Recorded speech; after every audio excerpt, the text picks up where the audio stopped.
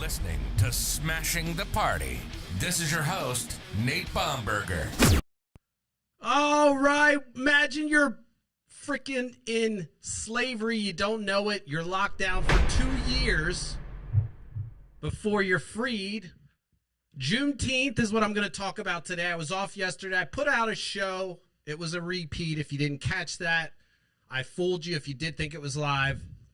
I took off for the holiday. As you know, hopefully by now, you know Juneteenth is a national federal holiday. But a lot of you probably didn't have off, which is weird. You can see by Facebook comments and Twitter comments and Instagram comments that folks still don't understand the significance of it. I saw a bunch of folks talking about how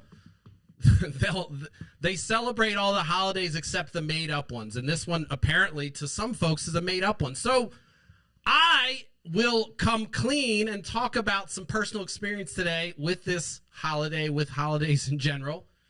And I will also touch on the history of Juneteenth. I don't know much about Black history, unfortunately. I grew up in a rural area, mostly white, and I am not saying whether I had a liberal or conservative agenda. I went to private and public schools, but there's so much I don't know. I don't know shit. And so just to give you how stupid and unknowledgeable I am on any subject with Black history, and I'm admitting this because, look, you could say I could have done the research on my own. I'm an engineer. I read all the time, all day long, doing things, and I agree I should know more, but my basic education missed out on a lot of these things. And I didn't know any of this stuff from mainstream education, private and public. So I'm coming clean with my knowledge that I'm learning this stuff as we go. And perhaps you might relate. I know my wife certainly relates. She didn't know any of the stuff that I was talking about when I was putting this together. So, I mean, it's naive, and you're probably watching and saying, Nate, you've been on here talking about injustice and all these things, and you don't know anything about your own history. Well, I am only learning more about my history, and I learned that my biological father wasn't from America, or he wasn't an African American. He was a Nigerian. So my history is a little different. So that's my only excuse, is that I would argue that some of it isn't my history, although I reap the benefits, unfortunately, of the infrastructure that was created. Yada, yada, yada. Let's get into Juneteenth and talk about it. One of the things I found most interesting about this day is the significance of it in relation to when the Emancipation Proclamation came out. Now, this is probably a fact everyone knows, but I didn't know any of this. Honestly, I've even, you can say it's my attention focus, whatever, but I just didn't pay attention. It's shameful. So I'm admitting it on this show that I am just learning things that I didn't, about Juneteenth that I didn't know before. One of them was the significance of how long after it took for the Emancipation Proclamation. I think it was January 1st, 1863 was the Emancipation Proclamation from Lincoln saying all slaves are free. Now, there's still arguments on the internet for some reason about the significance of the Civil War. You actually see people saying, well, it wasn't fought over slavery, it was over state rights and economic blah, blah, blah. The economic force that was being fought over was slavery. There's no question about it. And you can see that when you start to dive into Juneteenth. Because the most significant thing, as I said before, is the delay of folks sitting there in slavery for over 2 years, probably hearing rumblings, I'm sure, and then not being free for over 2 years later. And that's where this holiday came from. It occurs, and it's the first occurrence of Juneteenth was actually called Jubilee, and it was a celebration of the declaration of slavery in Texas. So of all states, Texas was the holdout. And if you do a little research, you're going to find, well, it just took the Confederate Army a long time to get there, or not the Confederate, it took a long time for the Union Army to get there. And so, they didn't hear, it was remote, and Texas was isolated from the war, and it wasn't in the main theater of the war. And these are all the things that you hear by the rewriters of history, because the truth of why it took 2 years was because they were holding out. It was an information holdout game. True story. Slavers knew that the slaves had been emancipated, but there was no way to enforce it. And so they continued to, as they controlled the methods of information, quelch any information that suggested otherwise and make sure that things were status quo. So by not disclosing and stifling information, they held on to the reins of slavery for 2 years. It's not necessarily and only because it took a while for the Union Army to get there and finally enforce it. That is what the history books say. But the truth is they knew about it. They could have complied. They could have said, you know what, we're going to do this. But there was so much economic interest that they wanted to go until the very last item. And what they did to make that holdout last longer is they quelched information. This is the fact I find most interesting and most revealing. And honestly, you can kind of attach that to what's going on today and why it scares me that people don't understand or are able to sift through all the fucking information that we have access to. Because there are things that are happening that are just as significant as this. Of course, I'm not minimizing the significance of Juneteenth. I'm saying that imagine if for 2 years, sure, they didn't have the internet, they didn't have all these things. You know, you could argue that technology prevented that information transfer, but they could transfer information. There were scouts, there were people that could do it. They knew what was going on, but instead they remained strong and steadfast in holding on to the status quo because of the economic benefit. It didn't matter as long as they ran out the clock. They had cheap labor, free labor. Again, one of the stipulations of the proclamation was that they had to now convert those laborers to paid laborers. They were no longer slaves. So that's a huge economic disinterest to the person that's running the plantation. And so, you know, when we look at history, especially when you look at all the things with slavery, when people start to argue, well, it was states' rights, it was economic. There was the economic force of slavery, free, good, hard labor, free, no cost, just, hey, these people, and they reproduce. You can sell them. You can reproduce them. It's like cattle. This is a driver. They talk. They speak the language. I mean, I'm just talking about it from a pure economic standpoint. You have free labor. Why would you not hold on to that as much as possible if the only thing you care about is your profit and you don't give a fuck about the morality of slavery? Then you're going to hold on to that. And that's exactly what happened. That's why Juneteenth exists as a holiday.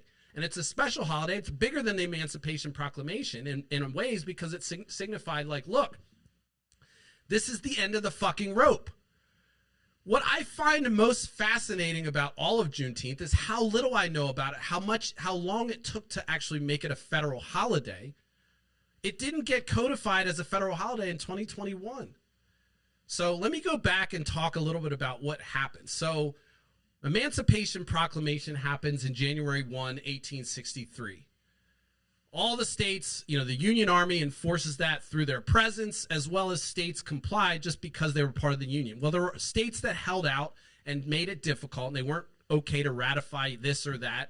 And Texas was one of the last places, and Texas was wild, wild west, huge area, as we know. And it was also outside of the theater. And so the slave owners there had heard the end of the war or the end of the Proclamation Declaration. They knew the end was near. And what they did instead was they maintained the status quo through information quelching and arguing that they didn't have any, you know, they had no idea that things were happening. And so it took the Union general, I think his name was Graver. I shouldn't disrespect the gentleman. So let me just read it, kind of how I put my notes. My team of researchers that put this together. So the Emancipation Proclamation was issued, and then they didn't do anything. Union General Gordon Granger arrived in Galveston, Texas in June 19th, 1865, and ordered, it was called the General Order Number 3, and that declared all enslaved people in Texas free. So it was a specific order given to essentially make every Texan aware specifically that slaves were free in Texas. And so I don't know how back then, if you think about it, maybe I should have done some research. I'll get on my team about it. But how that information then was transferred. Like, then did the papers pick it up at that point. So, you know, it's almost like everyone knew for 2 fucking years that these people were free. Everyone kept their mouth shut or whatever. I'm certain there were rumblings and things happening that the slaves were like, hey, you know, I got news that Jimmy down in Alabama is free now. What the fuck's going on? I heard we won the war. I'm sure all of that was going on. And in the meantime, slavers acting as if nothing had happened. They continued to hold on to the status quo, which was that economic force that built America. Don't kid yourself. When you talk about slavery, America would not be where it's at. We wouldn't have half the shit, the Capitol building. There was a lot of, railroad tracks, all that. We have a lot of infrastructure that was built on the backs of low-cost labor. So to think that America is so great and we have all these great things, we were built on the backs of slavery. We have not really rectified that at all. We've built infrastructure to make it harder for African Americans to get ahead. We know that. We know that. Stop fucking playing, Pence. When he got up there and said, "Oh, there's no such thing as there's no architecture or infrastructure of racism in this country and it doesn't exist, no institutional racism," whatever the fuck he said when the fly landed on his head, that triggered me probably more than anything ever. Was like, how can you say that when we know, like, we can look at laws that are still on the books that suggest otherwise? So, but what's fascinating about Juneteenth is it was an information hiding effort that prolonged these folks being hidden or being enslaved. And so the knowledge was there that they were emancipated. They didn't have to be enslaved for those 2 years. But these folks did 2 extra years of time knowing their relatives in other states and other people across the country were freed. They continued to ride under this oppressive government. And I say oppressive because that's what essentially happened. They continued to oppress these people, hiding information, preventing access to the folks, probably trying to keep it calm and quiet. Not unlike things that happen today, by the way. This is what I found fascinating and maybe a potential link with how things are handled today versus how they were for these folks that were enslaved for 2 extra years. If you don't have the information about what's actually happening and there are systems in place that you live within, then you're basically in the same boat as them. You're relying on, okay, I trust my master or whatever this system is, without understanding how the machinations work. You're going to be left in the dark in many cases, and I'm not suggesting that anyone in this day and age is like enslaved people. But there is something to be said about the knowledge that they could have had, knowing and all that time. Not to say that, by the way, that doesn't take away the wrongs of slavery. I'm just saying that because of that extra piece of hiding information from folks, they were able to extend their oppressive behavior for 2 years. And I think that that is something that we see happen all the time today. We know how the media handles the Palestine-Israel conflict, and with one-sided kind of being validated and the other side always being questioned and having to prove things. And so you have this power struggle that happens. And so you can ask yourself, are you getting the real information? Are we being tricked? Or is there some veil that we don't see? I know it's conspiratorial, and that's where these shows tend to go, right? These fucking people on the internet and on YouTube, they start to go off. They're looking for content, and they got to find some fucking controversy somewhere. That's not the case here. I'm saying we all know and probably agree that the institutions of America were built on the backs of slaves, and a lot of things still exist. Police are a fucking extension of that whole game, protecting property and everything else. Come on. First, police were like armed militia hunting for black people. Let's just be honest. That's a relic of rich people protecting your rights. Come on. Their property rights. Just stop. It's okay. It doesn't mean police are bad today, but you know my feeling about police. I don't want an area that's fully staffed, loaded with policemen. I'd rather go to an area that doesn't need police. So when I see police, I know that there's a problem. Okay? So that's just kind of common sense. I don't know why that's so fucking defund and all these words. It's like, no, as a whole, we should all be agreeing that we really don't want people walking around with machine guns everywhere to make us feel safe. That's so fucking weird. Quick anecdote, I was in Honduras or Guatemala when I was back in, believe it or not, I was a missionary. I was studying Spanish. I remember kind of eyeballing a guy in the street that had a gun, just thinking I'm a tough little 18, 19-year-old, whatever old I was, and him cocking his weapon. I mean, I don't know. I mean, he could have shot me. It wasn't some fucking traumatic event, but I remember thinking like, wow, I better not try to play eye games with this guy. He can literally shoot me. And so, like, having people with guns and all that stuff isn't safety to me. Going back to Juneteenth, my placard topic for the day, it creates a linkage for me every time I look at these histories and I see the things that we do today that are similar. And of course, we're not all, hopefully, under the guise of slavery in some way. You could argue, one could make an economic argument that we all are enslaved to our corporate masters, but that's a whole nother topic for a whole nother live stream. Today, we're talking about Juneteenth, and I think it's significant that the information hiding that was happening helped to elongate this time for these folks. And you know, morality be damned, the war be damned, the loss of the war be damned. Texas was operating as its own sovereign kind of entity and saying, fuck it, we're just going to go with what we want to do, and it's still profitable for us. There was no moral, like, United States didn't come to some moral, like, oh, we're going to just, you know, we've decided it's bad. It was a battle, and it was like, all right, we realize this is wrong, and these people should be free. But then we rolled into other policies that continued that oppression, by the way. We rolled into Jim Crow and all the other things that we know exist today. So Juneteenth was a great day for being for folks in Texas to be enslaved. And then what happened was that holiday, which was Jubilee at first, started to spread as people moved around in the country. And it became kind of a more of a cultural celebration. And was, you know, there were activists fighting to get this recognized as one of the more significant dates, because that meant that was the finality to it. And so it didn't get federalized into a holiday until 2021. And you find people arguing against this, which is mind-boggling. To me, this date is more significant than the Emancipation Proclamation, because it was the final order that put, you know, a stamp in it and sealed it. And that's just my preference. I mean, that's just my understanding of the significance of this day. I mean, 2 years, you got, you know, let's say you're living in Maryland, you just got freed, and you're like, well, I'm going down to visit my family in Texas, but they're still enslaved. Like, what the fuck? There was all kinds of scenarios like that. It's not just like, oh, it was 2 years. Like, think about all the individual cases of, like, what the fucks that were going on, and anger, and just probably resentment. And how many people might have died during that time when they could have been freed, that were dying in the heat, or whatever happened to folks that were just under hard labor conditions for an extra 2 years. It's significant. So it's not a small thing. And when folks say, oh, it's a made-up holiday, it's as real as fuck. I mean, we celebrate Independence Day because of our independence from Britain.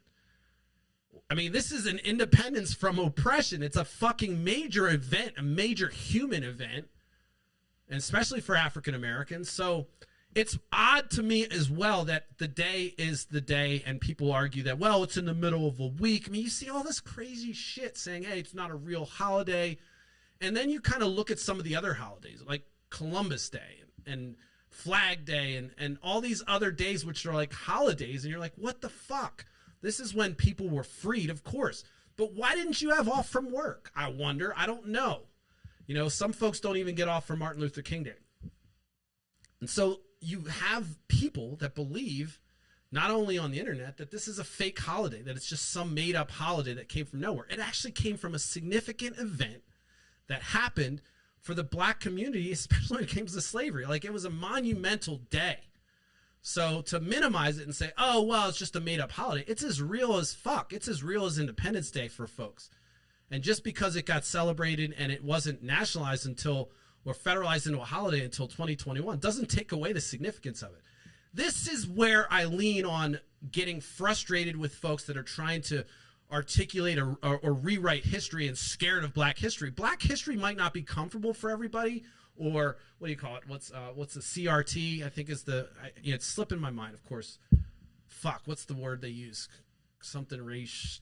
Fuck, my brain is fried. But I know that CRT. I don't know why I want to say CRT. That reminds me of a monitor. What the hell?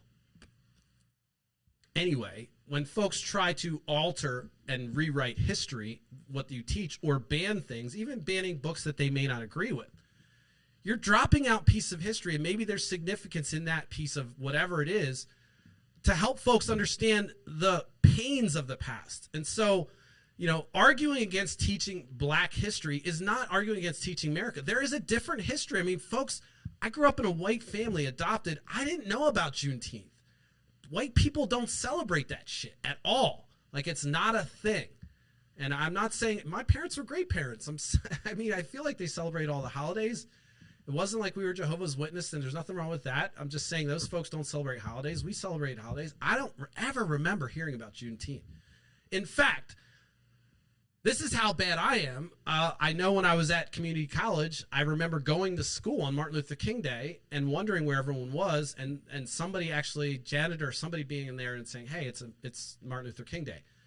Feeling embarrassed, I went to school as a Black man in America on Martin Luther King Day, thinking it was time for school. I mean, that's how dumb. Now, I'm a little different where I focus on things and things get out of my focus, and then they just don't carry any slots in my brain. So, one of the things that's quirky is when I play the Magic Gathering game, I don't remember the names of the cards. I remember the functions. So it's a weirdy thing that I remember functions and things as opposed to dates, but it's still embarrassing, and it's a major flaw in my self-awareness, to be honest with you. But I say that because I wasn't kind of raised on any of these holidays. I was also raised with the knowledge that just in the back of my mind that Malcolm X was a terrorist. And so I just remember thinking like Malcolm X, and so I'm not saying that was instilled by anyone that in my family. I just don't know where that came from. But in my mind, that was the backdrop of Malcolm X. So I had these weird, very Anglican viewpoints of of America. And, this is one of the challenges I would argue that can happen with adoption and cross-cultural adoption, where you have, the identity of the family and the identity of the child being lost. And that was something significant for me. I don't think my parents tried to hold those things back. It's just what we had traditions that were tradition in the traditions they grew up in. My dad was more of a Mennonite and my mom was more of a, evangelical. And so their background brought us together. And so I didn't celebrate. And this, again, I'm trying to be very keen on making it. I don't want to sound like I had a fantastic upbringing. I can bitch and moan about some of the things that I went through, but certainly the environment was there where my Maslow's hierarchy of needs was always taken care of. And so I don't want to badmouth them by saying, oh, they didn't celebrate Black holidays. So I don't even know how. I just remember the difficulty my mom had of even dealing with my sister's hair that was different and all the challenges with doing Black hair. So I know that they did their best, but it was also, we didn't have the internet. There wasn't ways that my mom could have looked up and said, oh, how do you do this? It was kind of like she figured things out on her own. She cut her hair. She did all that stuff. So there's no fault of it. It's just interesting because I don't think, I found the same thing with my wife. I found the same thing with a lot of my friends that don't know really what the significance of Juneteenth is.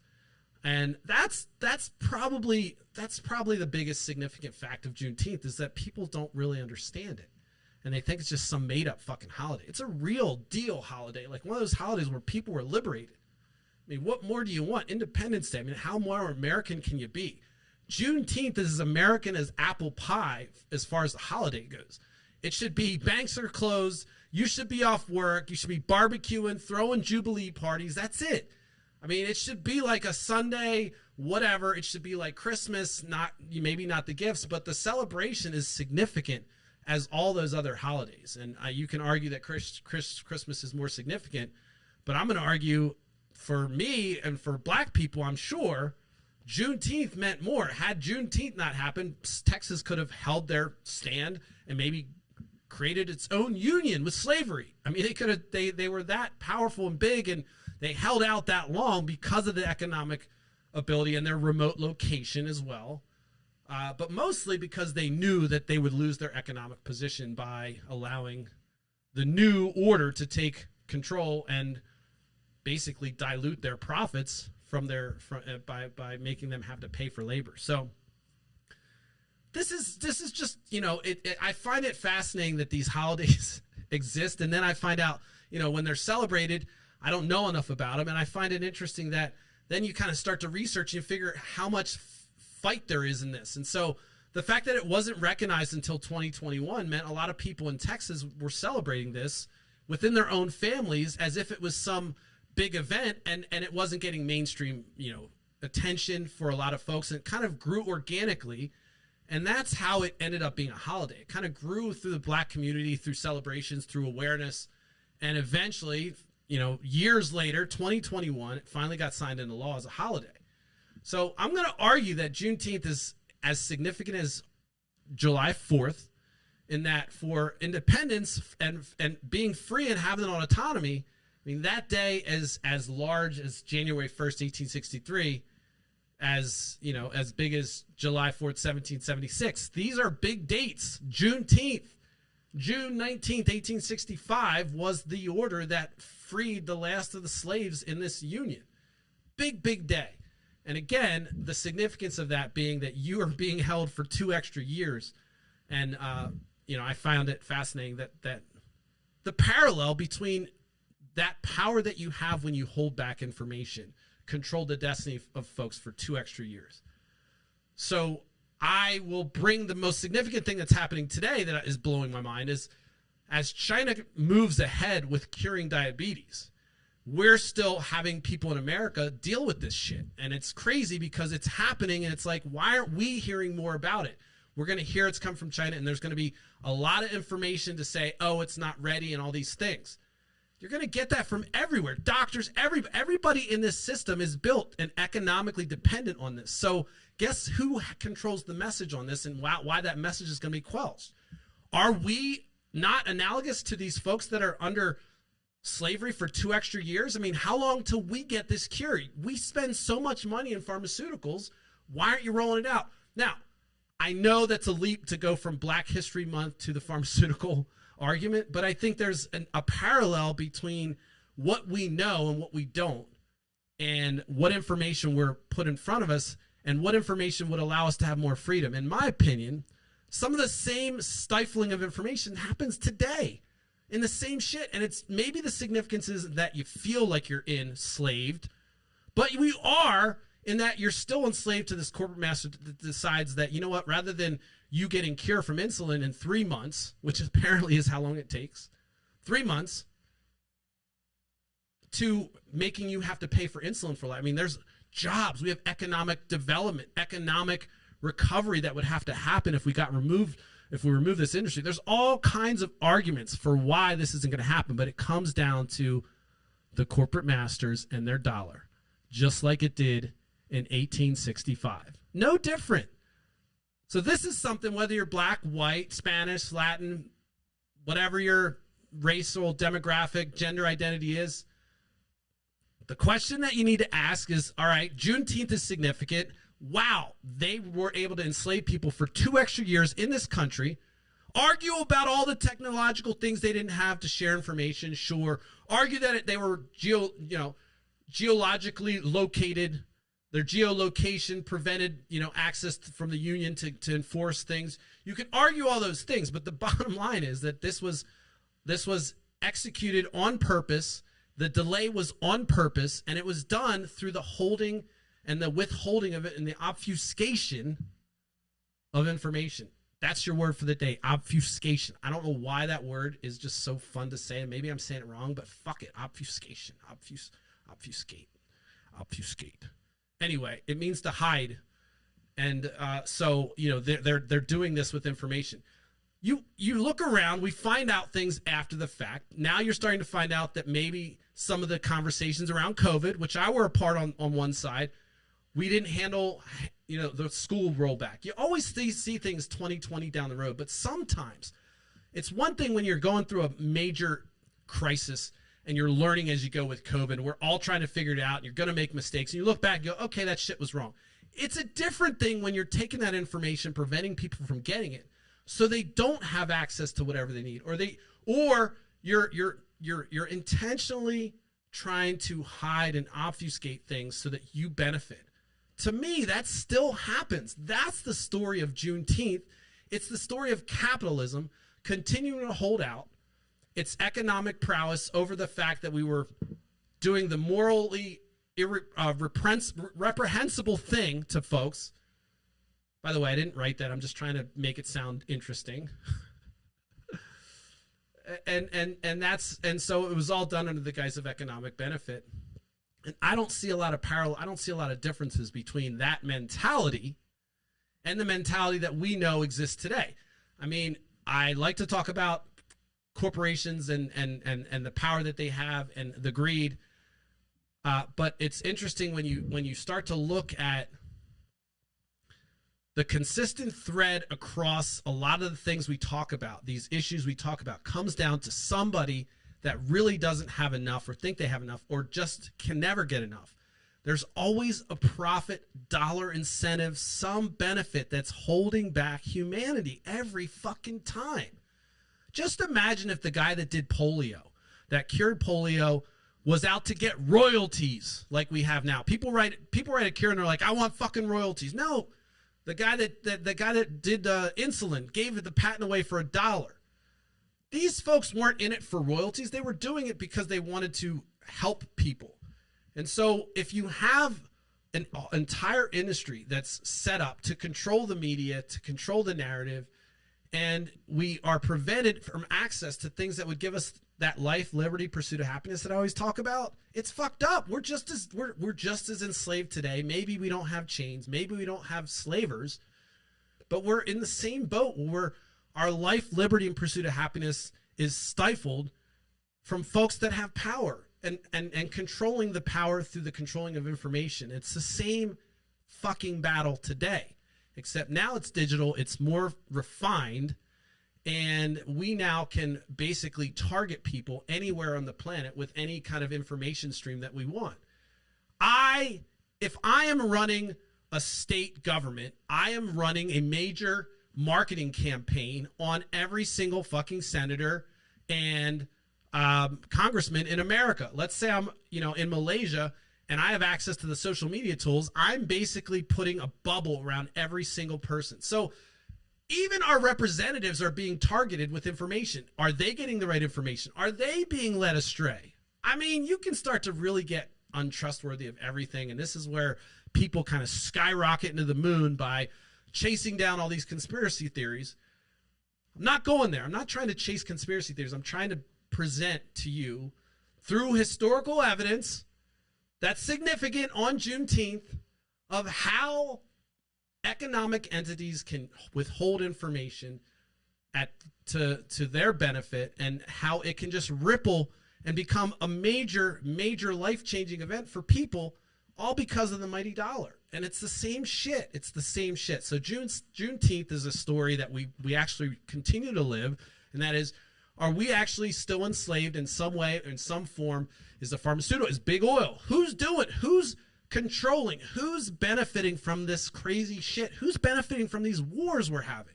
I mean, I am not really interested in any wars. It's not like I think of China as an enemy. Sorry, I don't. I don't think of Russia as an enemy. I don't think of them as, I think their governments do fucked up shit. But I like Russians. I like Chinese people. I like Japanese. I like all the people. So, I don't understand the fucking wars. I know for a fact that I would get along with any Chinese person or any. It's just weird that we have these things that say this is the bad guys. Now, we know that the state actors are bad in how they do, and the economic and the human rights violations that governments have. Every fucking one, not just China, by the way. U.S. is on the top of the list. And you can argue that, who's the moral leader in the country? I'm not going to say that America is right now. I mean, we're like the war king. We are basically banking on war in the world, being that we're the military industrial complex and the generator of the best weapons in the world. We have the best killing weapons in the world. That's where we are not able to be touched. We are able to destroy better than any nation on this planet. So when we say America's great, yes, we can fucking wreck shit like no one's business. That's our thing. And I think we could be way better than that. I don't want to be known as the big bully. I'd rather be known as not just, and this under the guise of spreading democracy is bullshit too. But we have to own our history first, by the way. We have to understand that America is flawed, and these ideals that we talk about, these back in the good old days, they weren't so good. The good old days are coming. We need to think about the good old days in the front. Make America great again. We were never that great, dude. We weren't. It doesn't matter what demographic you are. We could have been better. So when you say Make America Great Again, I say that's not enough, for Christ's sake. We need more. This is the argument. And these historical reminders of how information can control people has to make you question everything that you're looking at and say, where am I on this chain? Am I getting the real stuff? Am I being bamboozled? Am I going to do 2 extra years because I don't have the information? I don't know. But I found that the most significant thing. Let me see if I can throw some more facts at you. Obviously, it took a while for us to get the date.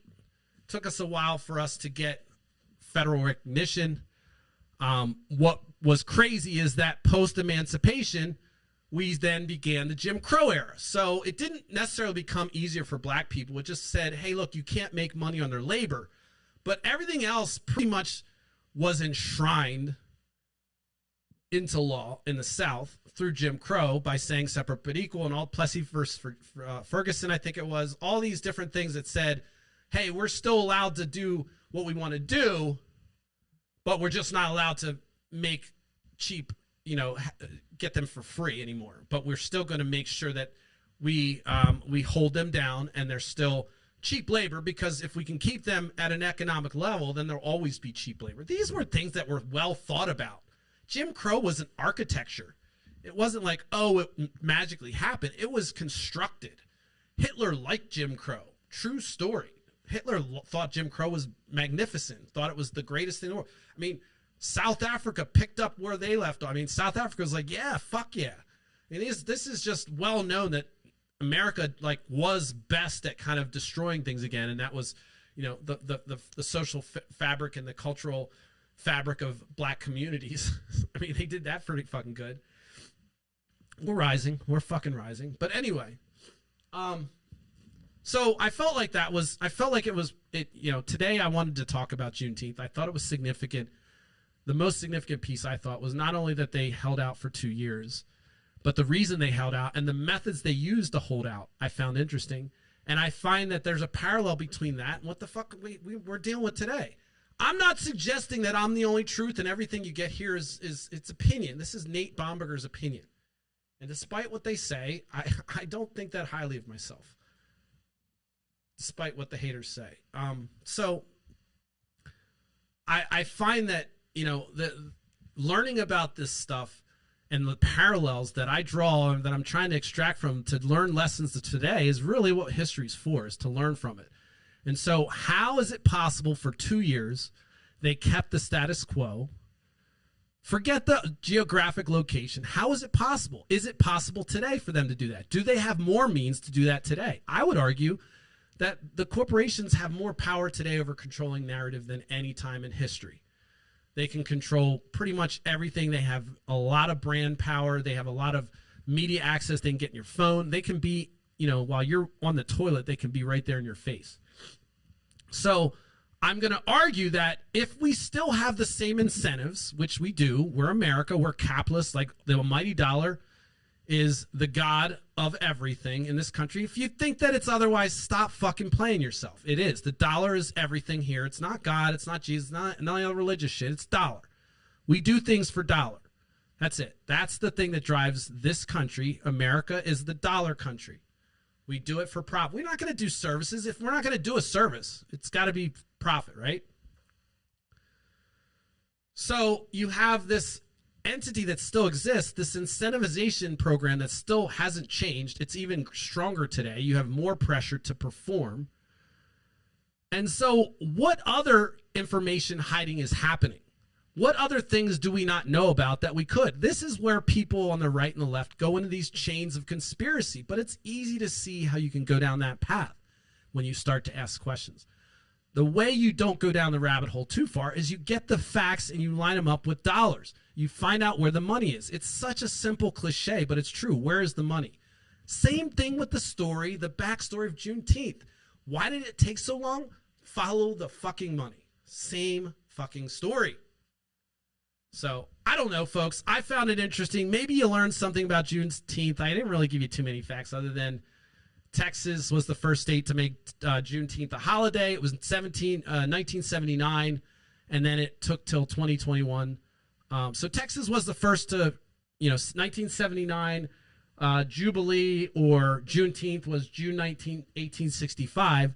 So several years later, almost 110 years later, 114 years later, we got the first holiday, and then 2021, it was recognized a federal holiday. And I'm shocked. I'm disappointed that many of you weren't off. I understand banks were, but many folks don't even really honor it as a federal holiday. They're just like, oh, it's Juneteenth, the made-up holiday for black people. It's not fucking made up. It's real.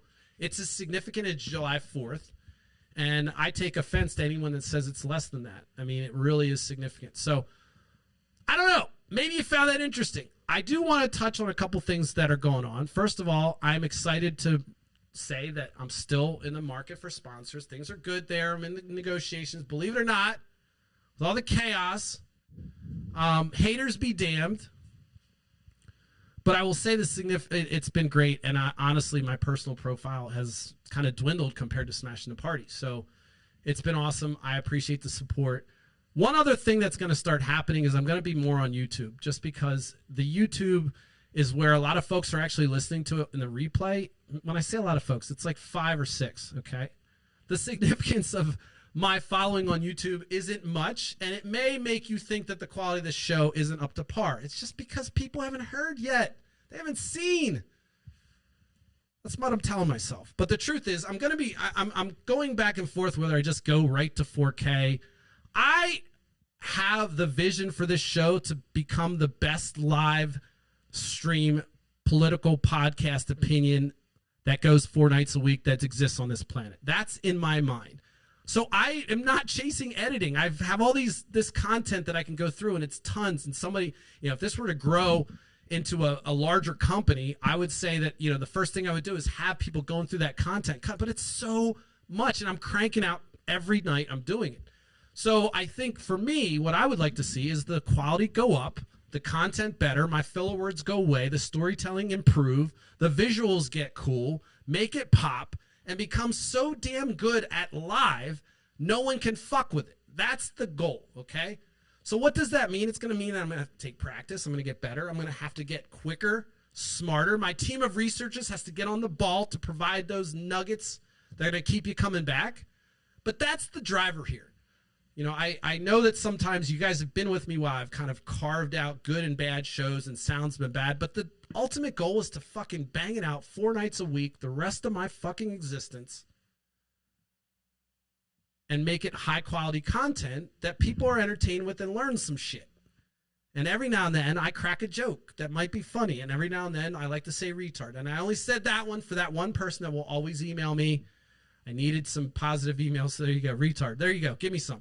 Joking. That aside, we're going to be back tomorrow, next week, Monday through Thursday, 10:30 p.m. Eastern Standard Time. After Hours is coming. Don't worry. There's just so much stuff that I'm looking at to try to improve the quality and to get it to the par where it needs to be that I'm kind of holding back. Those folks, I need to reach out to everybody I talk to have interviews. It's not dead. It's just one of those things where I'm running and I'm sweating when I talk about it. I'm running into this paralysis. And I don't want to put out interviews that aren't going to do folks justice. So I'll get over this little mental block. The other thing I'll say is this is me. This is authentic me. I don't care what people say. I don't care about the haters. I didn't come back on this show until I felt like I could be authentic me. And so I came back in April after probably being down for about 1.5 years, 2 years. And there was a lot of shit that went on during those times. One of them being the cop issue, that me getting beat up. And there was a lot of things I had to get over in order to feel authentic on here. So haters be damned. Let me tell you something. The things that I'm putting together for this show and the things that I'm trying to do and the things that I have going on in my life, I share them openly because I want folks to really connect with this show. And so Juneteenth may not have been a holiday I celebrated, but it's certainly significant in who I am and what I'm about and what I'm trying to do here. And so every single time I get on here, I try to think about the significance of what I'm talking about and how it relates to things that we actually deal with.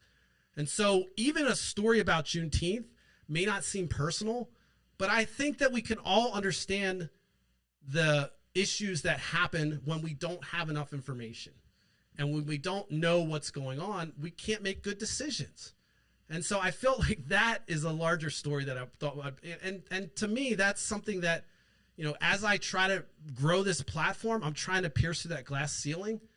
I'm always concerned with trying to make sure the message is getting out there. And to me, having the knowledge that, you know, corporations operate based on profit alone means that we have to be vigilant and make sure we're getting the right information. So I try to be true here. I try to be honest, and I don't claim to be the source for ultimate truth, but I also will do the work and the legwork to try to figure out the nuts and bolts of things. And I'm always looking at the power structure that we look at and say who has power, who doesn't.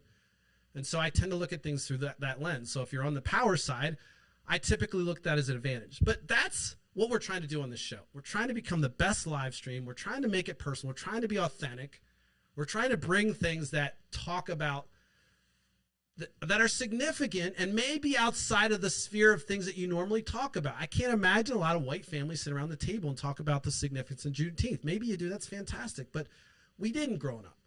And so, you know, I don't know who my audience is yet. Perhaps I know a lot of conservative folks watch it, and maybe they learn from it too. But that's where we're going. That's the driver. So when you're sitting there wondering where Nate Bomberger is going with Smashing the Party and what my driver is, I want to grow this to the point where it's a significant voice where we can have a platform to talk about things layman's terms, but get dirty, say the things that we want, not be held back by corporations, do it fucking live so no one can touch us, and become that quality content where people, I don't care if you listen to it live, by the way. I want to make the content live and compelling with one shot. I don't want to go to the fucking editing room, okay? That's the truth. Call me lazy, but I want to do this, bang it out, make a banger, and then ship it. So that's what we're going for. We're going to continue to grow. Look, we started back in April. I think it was April 1st. We haven't missed a day. Had some hiccups, had some deletes, had some rough starts, but we're doing it. We're consistent. And one of the things I know from doing this in the past is that consistent pays off. It doesn't pay off right away. Like YouTube's probably going to sit about 54 followers because you fuckers won't follow me probably for another year. I'm okay with that because, as you know, this is something that's larger than just trying to get views. We're trying to talk about real things, and we're okay with not having that validation even in this lifetime. So with that being said, I'm going to wrap. We'll be back next week. May or may not do something on this weekend. We'll see what's popping. But make sure you check me out Monday through Thursday, 10:30 p.m. Please follow me on Snapchat, or not Snapchat, on TikTok, on Instagram. Well, you can follow me on Snapchat. Smashing the Party has a Snapchat. I just don't use it. You'll see I have no points on Snapchat. So it's like I started an account on almost every platform, Smash the Party. So follow me on them all. But I'm going to be streaming to live to YouTube, Instagram, and Twitch for now, and Facebook Live, which is not my favorite, but that's where we go. So make sure you follow, subscribe, like, share, comment. I appreciate the love. I'm going to wrap. I will see you guys Monday. Behave this weekend. See if I can get it. I need an outro.